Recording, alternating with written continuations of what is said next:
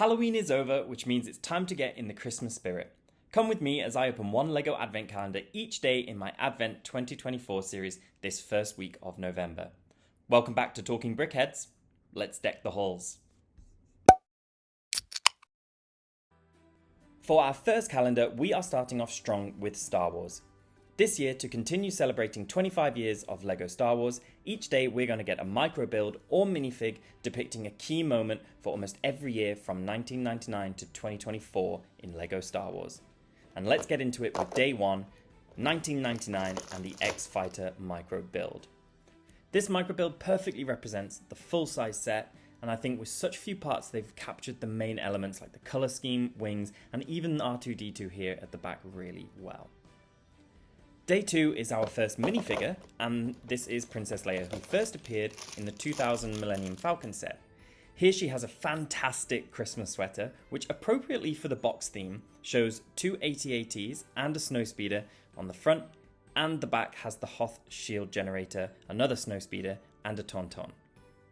I love this print, and I think it would really look great on any figure in a Winter Village display for a cheeky little nod to Star Wars. Day 3 is the 2001 TIE Fighter set micro build, and it's okay, not too much going on really, it's a cool inclusion, but that's it. Next up is a Super Battle Droid, and that's for their first appearance in 2002. This is the newer mold though, and it's an alright gift for day 4. Day 5 is the 2003 AT-AT representative micro build, and I gotta say, this is so good. It's clearly the right shape of an AT-AT, and I like that it can stand up independently, even on these thin legs, and it even has a small amount of articulation in the head, so a really nice inclusion here. Next for day 6, we get a micro build Y-Wing. I think this one could have been done a bit better in my opinion, but again, it's a decent representation at this scale. Now, this one is such an unexpected joy to have included for day 7 and representing 2005, but we're getting the LEGO Star Wars video game mini kit. The LEGO games were such a huge part of my childhood, and getting this build is just bringing back so many memories, and for that reason alone, this calendar is a winner, hands down, already for me. Next up, while we just had a UCS release of this set, Jabba's Sail Barge was first released in LEGO form way back in 2006. And so for day 8, we have this micro build, which looks fantastic. Such minimal part usage, but such clever usage, really brings it to life, so I love this one. 2006 was the release of the Ultimate Collector's Millennium Falcon, not to be confused with the UCS set. Again, this micro build is so great. I like the blue thrusters at the back and the overall shape captured perfectly, including the laser dish on the top. Great. Day 10 is an Ahsoka figure. The same one actually that came in the 2023 T6 shuttle set. So it's really nice to get this here in case, like me, you didn't pick up that set.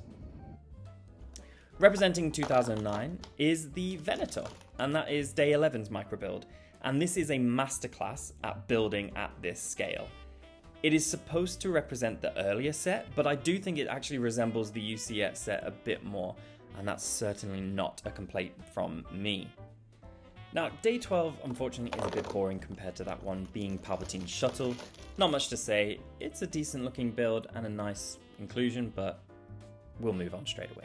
Day 13 brings us the T6 Jedi shuttle, and this red and white colour scheme is obviously leaning into the Christmas vibe, which is why I guess they've included this to represent 2011. Again, it's decent. Next is Pre Vizsla's Mandalorian fighter from 2012, which looks absolutely nothing like the set. I have to say I think this really is the worst build we've seen so far, and probably will see in this whole calendar. It's a 3 out of 10 for me. Day 15 now, and we get a standard 501 Trooper. Comes with the standard printing on the torso, helmet and leg, and of course the standard Stormtrooper face print. Day 16 we get a micro build of 2014's Ghost set. It's a decent representation. I do like how they've tried to get the colours involved, but I think just the shape of the ship in general means it hasn't really translated all too well to this scale. Our next Christmas sweater figure comes in day 17 as we get Luke Skywalker, and he has a really great Tatooine themed sweater. The front, of course, has the two suns and the Lars homestead, but the back is really good because we have a sandcrawler print with snow all over the top. Just as with Leia, I think these two sweaters are really going to be fab additions to like a Lego Winter City, just to sort of zhuzh it up a little bit. 2016 set is in day 18, and that is the Rebel U-Wing, which I think really does look good, and if rumours are to be believed, we might be seeing a U-Wing set coming in 2025. So, is this a little Easter egg for us? Who knows?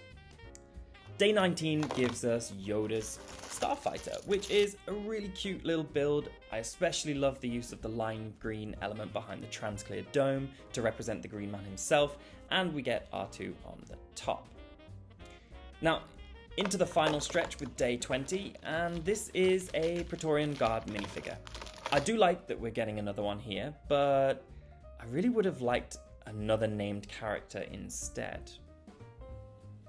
Now, interesting inclusion for 2019 and day 21 is a micro build of Darth Vader's castle. Now, I think the front of this looks incredible. I really like the way the shape has translated well. I like the trans red piece for the lava at the front, but when you turn it around to the back, it just feels a bit unfinished to me. 2020's Razor Crest has actually translated over excellently to this scale. I really like this one. I think the parts usage is great, and it's certainly a highlight of the calendar for me, and the pops of yellow just really bring it together to make it a little less boring than an overall grey build.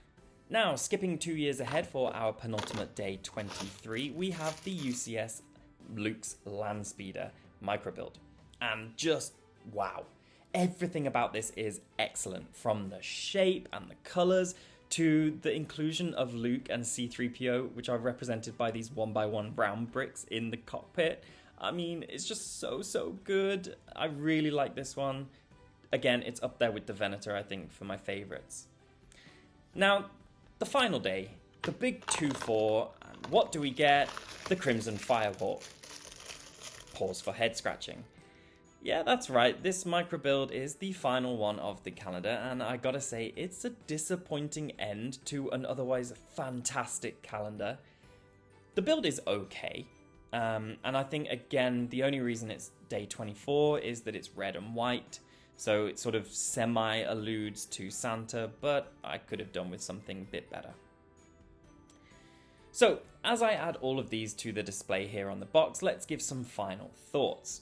Overall, I'm going to come out and say, whether you are a super fan of Star Wars or not, this is a fantastic advent calendar, and it's going to be the one to beat as we go through this week of opening calendars.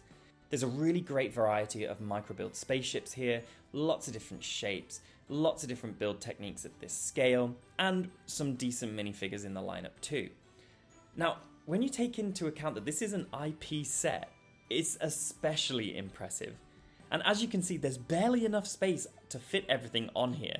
So I have almost no complaints for this, except maybe the final day's build. I think my favourites here, my top 3, would have to be the Venator, Landspeeder, and Leia minifigure, possibly in that order as a 1, 2, 3. But what are your thoughts on this set? Are you going to go out and purchase this for your Star Wars fan at home, or your friends, or even yourself? Personally, I really recommend you going out and getting it immediately, because this is going to be 24 days of Lego fun, really setting you up for a great Christmas. Now, thank you for watching, and remember to like and subscribe, plus stay tuned for all the other Lego Advent calendars coming this week. See you next time, and happy building!